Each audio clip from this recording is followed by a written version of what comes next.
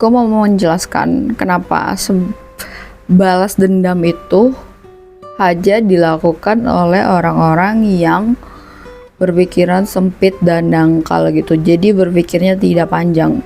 Gue bakal jelasin secara logis dan rasional gitu ya.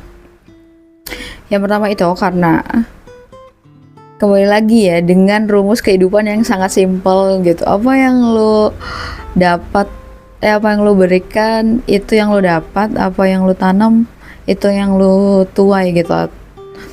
Jadi ketika melakukan balas dendam gitu, terlepas ya alasannya apapun gitu, lo tuh sebenarnya sedang menuai sesuatu yang buruk kan. Jadi maksudnya apa yang orang lain lakukan itu kan tanggung jawab orang tersebut, dan yang lo lakukan tanggung jawab lo gitu, terlepas apapun alasannya, benar nggak? Karena nggak bisa gitu lo bilang ya gue gini karena dia gitu, itu kan namanya lo tidak punya prinsip gitu dalam hidup ya. Di sisi lain, yang namanya balas dendam itu menimbulkan dendam lainnya, jadi kebencian pun menimbulkan kebencian lainnya gitu, yang dimana ya hidup lu gak akan tenang gitu, hati lu gak akan damai gitu.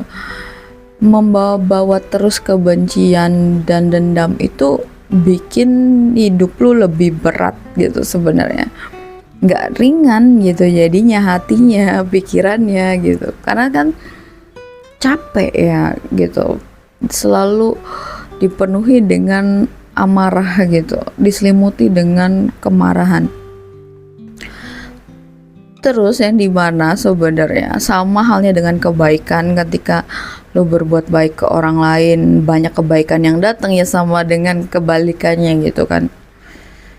Jadi sebenarnya bukan sesuatu yang sangat bagus untuk dilakukan gitu.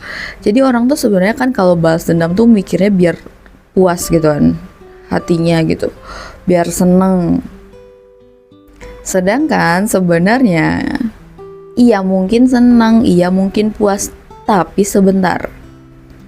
Sedangkan jangka panjangnya itu ya tidak senang gitu dan tidak bahagia, karena sebenarnya orang yang suka menyakiti orang lain itu sebenarnya kan mentalnya tidak sehat ya gitu. Hatinya juga memang sedang tidak damai gitu, dan ketika hal tersebut yang membuat orang tersebut ingin menyakiti orang lain gitu. Jadi rasa sakit di dirinya tuh membuat dia itu ingin orang lain merasakan yang dia rasakan juga gitu. Karena sakit banget gitu kan. Nah, logika ya, kalau misalkan lu lagi sakit nih,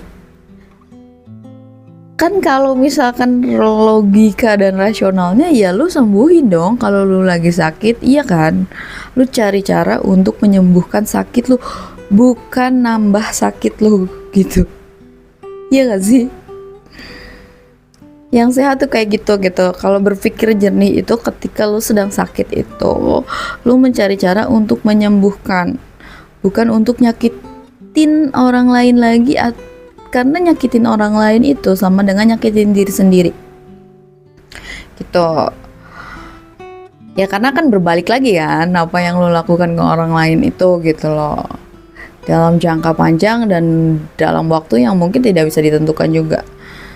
Dan sama halnya kayak kebaikan gitu ya, kebaikan kita tuh kadang berkali lipat ya dibalasnya, jadi kadang sesuatu yang buruk pun kayak gitu. Jadi coba pikirkan sesuatu tuh lebih panjang gitu, untuk efek untuk lu, efek untuk mungkin kalau misalkan lu berkeluarga gitu, lu punya anak, lu punya istri gitu, lu punya suami gitu. Karena ketika lu terlalu sembarangan gitu ya berperilaku gitu, maksudnya tuh pikirin lagi lah kalau mau melakukan sesuatu gitu.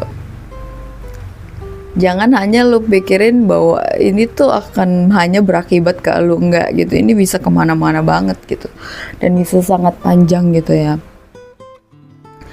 Kayak gitu. Jadi kalau orang yang berpikiran panjang itu nggak akan balas dendam, walaupun dia sakit hati gitu. Dia paling cuma bikin batas atau nyari cara buat nyembuhin dirinya gitu kalau memang lagi sakit gitu atau lagi sedih gitu. Jadi orang yang berpikirannya jernih dan sehat secara akal sehat dan mental itu, kalau sedih tuh bukan pengen bikin orang lain sedih, tapi ya udah gitu. Sedih ya udah gitu, nggak yang pengen melihat orang lain sedih juga gitu untuk bahagia, karena itu bukan cara yang bijaksana juga ya. Lu nggak akan benar-benar bahagia kok gitu loh dengan cara yang seperti itu. Jadi sebenarnya itu tuh cuman instan aja senengnya, dan seterusnya malah ya hidup lu tidak tenang, lu terus-terusan sedih, lu terus-terusan banyak beban gitu di hati lu, di pikiran lu gitu. Jadi pilih aja kayak gitu, bikin batas atau lu mungkin berbesar hati memaafkan. Kalau butuh waktu ya nggak apa-apa memaafkannya, cuman yang penting lu itu tidak melakukan hal yang sama dengan yang dia lakukan gitu. Jadi ketika lu ketemu orang yang baik itu, lu belajar tentang kebaikan, dan ketika lu pun ketemu sama orang yang tidak baik, lu belajar kebaikan juga karena lu tidak melakukan yang dia lakukan gitu. Lu belajar, oh kayak giniin tuh menyakitkan ya, oh di kayak giniin tuh bikin sedih ya, berarti gue jangan kayak gitu dong gitu ke orang lain. Nah kayak gitu berpikir yang sehat gitu. Jadi semoga lu mendapatkan banyak pencerahan. Karena ilmu tuh sebenarnya cahaya gitu ya. Jadi sebenarnya kalau memang lu mempelajari ilmu yang benar dan tepat dan baik, pasti mengarahkan lo itu ke arah yang lebih baik, ke arah versi terbaik gitu. Menurut gua arti ketangguhan yang sebenarnya ya, pria yang tangguh adalah pria yang sangat baik. Wanita yang tangguh adalah wanita yang sangat baik. Jadi batasan-batasan yang tidak boleh dilanggar itu bukan membuat mereka menjadi lemah, tapi malah batasan tersebutlah yang membuat mereka tuh menjadi sangat tangguh. Karena seseorang yang diselimuti dengan kemarahan itu bisa sangat menakutkan dan hilang kendali. Jadi alih-alih jadi orang yang kuat, malah kehancuran yang akan didapatkan. Jadi kendali diri tersebutlah yang sebenarnya wujud dari ketangguhan yang sebenarnya gitu. Dan kalau menurut gua lu cukup baik dan cukup tangguh gitu, jadi teruslah jadi diri lu yang seperti itu gitu. Jadilah diri lu yang apa adanya kayak gitu.